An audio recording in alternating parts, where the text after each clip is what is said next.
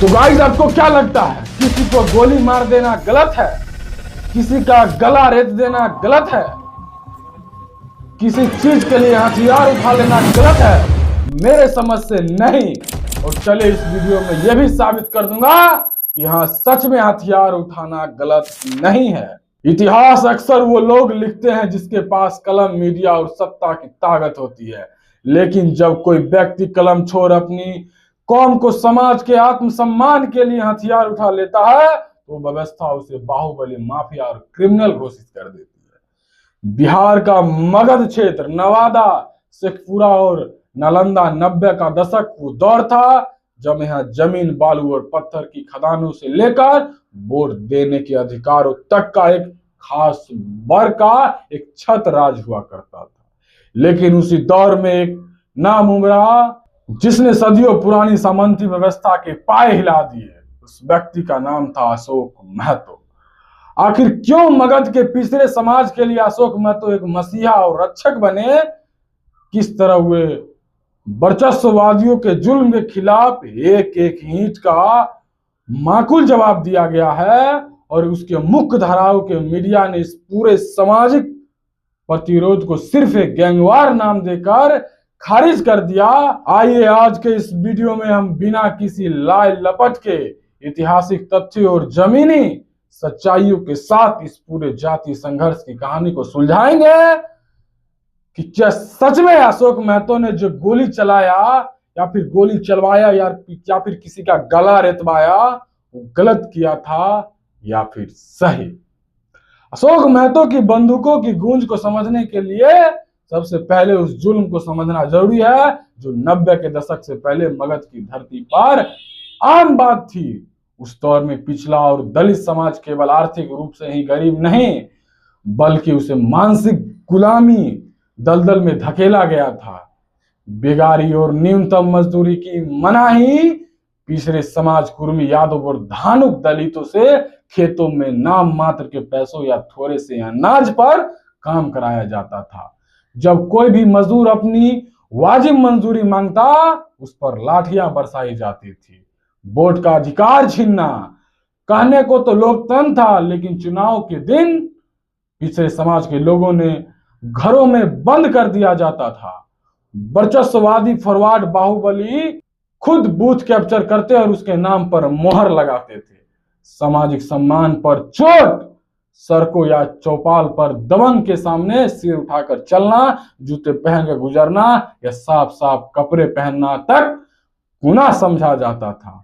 महिलाओं पर मानसिक और शारीरिक अत्याचार को अधिकार माना गया था। व्यवस्था, स्थानीय पुलिस और कानून का ढांचा पूरी तरह से सामंती ताकतों के साथ खड़ा था। गरीब फरियाद लेकर थाने जाता तो उल्टा उसी को हवालत में डाल दिया जाता था। इस घोर निराशा और असहनता के बीच समाज के भीतर असंतोष का ऐसा ज्वालामुखी सुलग रहा था जिसे बस एक चिंगारे की जरूरत थी। जब जुल्म अपनी सारी हदें पार गया तो उस मिट्टी से निकला एक शख्स, उस शख्स का नाम था अशोक महतो। अशोक महतो कोई पैदाशी बाहुबली नहीं थे बल्कि उस माहौल की देन थी जहां अपने समाज की इज्जत बचाने के लिए कोई और जरिया नहीं बचा था। अशोक ने अपनी भांजे पिंटू महतो और क्रांतिकारी साथी अजय कानू के साथ मिलकर एक ऐसा संगठन तैयार किया जिससे फॉरवर्ड बाहुबली और उसके वर्चस्व को सीधे चुनौती दी। नवादा और शेखपुरा के इलाकों में फॉरवर्ड समाज के प्रतिनिधित्व करने वाले बाहुबली, अखिलेश सिंह और उनके सहयोगी का सिक्का चलता था। अशोक महतो गिरोह ने बाहुबली के उस मिथ को तोड़ा कि बंदूक चलाने का एकाधिकार शक्ति सिर्फ एक ही वर्ग के पास है। जब जब पिछड़े समाज के गांव पर हमले हुए या मजदूर पर जुल्म ढाए गए, अशोक महतो पहले के लड़ाकों से सीधे फॉरवर्ड बाहुबली के अड्डों पर धावा बोला।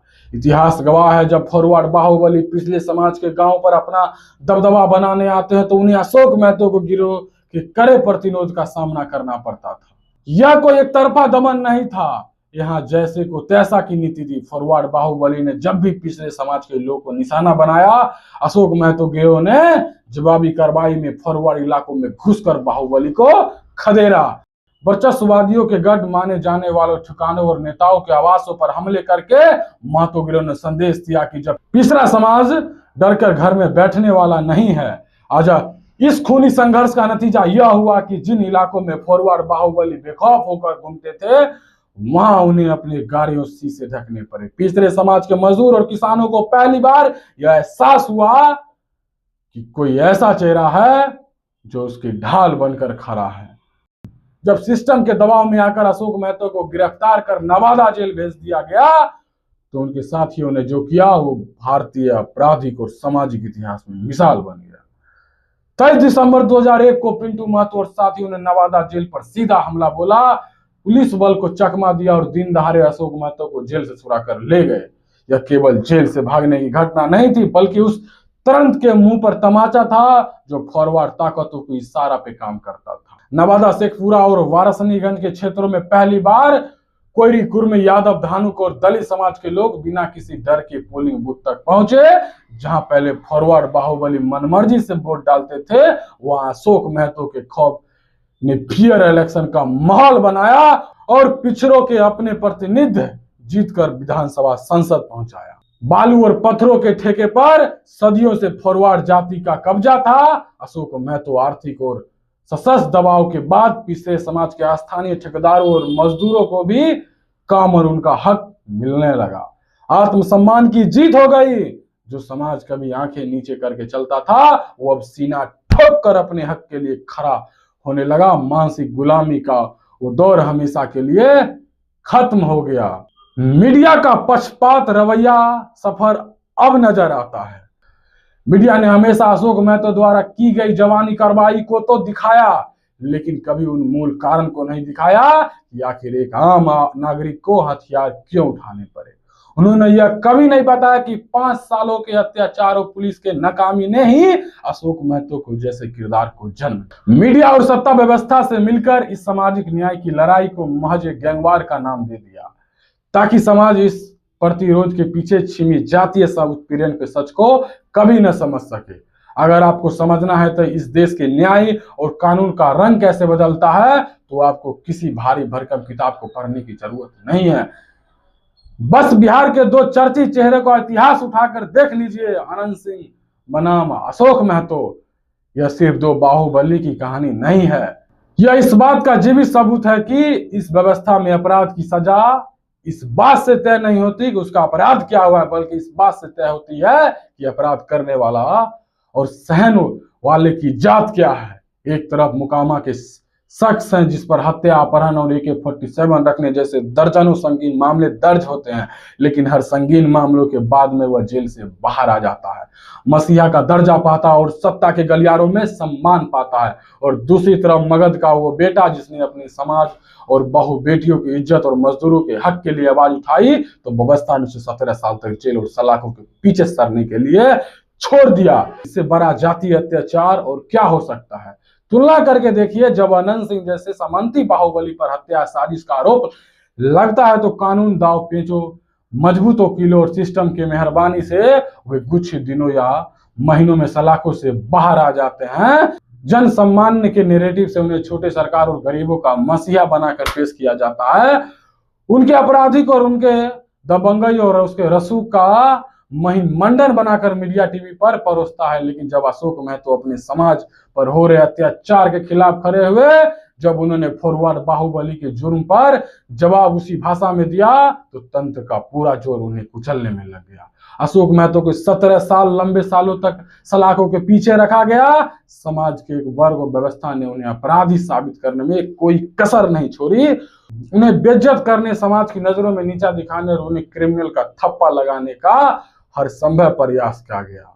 अब सवाल उठता है, हत्या अगर बाहुबली करे तो 17 दिन या कुछ महीनों में रिहा हो जाता है, लेकिन अगर वही प्रतिकार पिछड़े समाज का बेटा अपने वजूद के लिए करे तो उसे 17 साल की जेल काटनी पड़ती है। क्या यह कानून की समानता है या जातीय अत्याचार का सबसे घटिया उदाहरण? अशोक महतो ने कोई अपने शौक या वर्चस्व कायम करने के लिए बंदूक नहीं उठाई। सोचिए, जब एक व्यक्ति देखता है कि उसके कौम के लोगों को बिना मजदूरी के लिए पीटा जा रहा है, जब वोट देने जाने पर गोलियों से भून दिया जाता है, तब कानून के दरवाजे पर जाने वाला पुलिस थाने से भगा देता है, और जब अदालत भी समानती दबाव के आगे आदी हो जाती है, तब अंत में कि इंसान क्या करे। इस घोर अन्याय लगातार हो रही है। अतीत जुल्म से तंग आकर अशोक मेहता ने हथियार उठाया था, वह कोई अपराध की शुरुआत नहीं थी, वह अंतिम प्रतिकार था। जब अन्याय के सारे दरवाजे बंद हो गए तो अशोक मेहता ने अपने समाज के लिए खुद अदालत और खुद ढाल बन गए। यह है सच्चाई। जब इंसान हथियार उठाता है, किसी का गला काटता है, कोई नरसंहार करता है, इस परिस्थिति ने उसे इस बेजोर बना दिया, इंसान को हथियार मांग उठाना पड़ गया। अब मैं आपसे कमेंट करके पूछना चाहता हूं, क्या अशोक मेहता ने किसी का, अगर किसी को गोली भी मारा है, किसी का गला भी रहता है, तो गलत किया या फिर सही? अब अपनी राय कमेंट में दे देना। सोचो, एक इतना बड़ा बाहुबली खूंखार है, कितने लोगों का मर्डर करके वो खुलेआम हवा में सांस ले रहा है, और जो समाज के लिए लड़ा, उस पुलिस प्रशासन ने उसे जूते की माला पहनकर समाज के बीच में चलवाया। सोचो ये कितना घटिया षड्यंत्र रचा गया था उसके खिलाफ। तो इंसान क्या करे, हथियार भी ना उठाए। चलिए, आप लोग इसके बारे में क्या सोचते हैं, अपनी राय कमेंट में